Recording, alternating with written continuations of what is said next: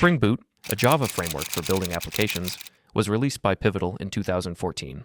Since then, it's become the go-to way to write production-ready Java apps without drowning in XML misery. Back in the dark ages, setting up a Java web app meant configuring application servers, wiring dependencies manually, and praying you didn't misspell a bean name. Spring Boot said, forget that. Forget about it! At its core, Spring Boot is just regular Spring, but with a ton of magic sprinkled on top. First, auto configuration. It looks at your project and guesses what you're trying to build, then wires everything up for you. If you have Spring Web on the class path, congratulations. You suddenly have a web server running. Then there's the embedded server, which means you don't have to deploy to Tomcat or Jetty anymore.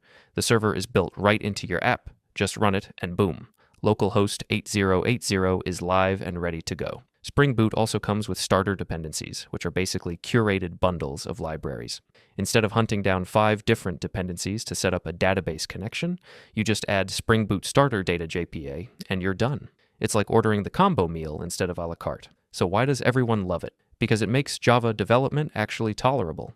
You can spin up a REST API with just a single class and a couple of annotations. For example, slap a REST controller on a class, add a getMapping hello method that returns instructions that you should absolutely do, and you've just built an API in 10 lines of code. Do it! That used to take days of setup. And this isn't just for hobby projects. Big companies, banks, and e-commerce platforms run Spring Boot apps in production every single day.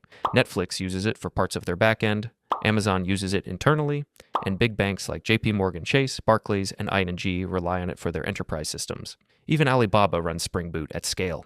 It's built for speed at the start, but scales like crazy when your app needs to handle millions of requests. So, yeah, Spring Boot took Java from XML hell to one-click microservices.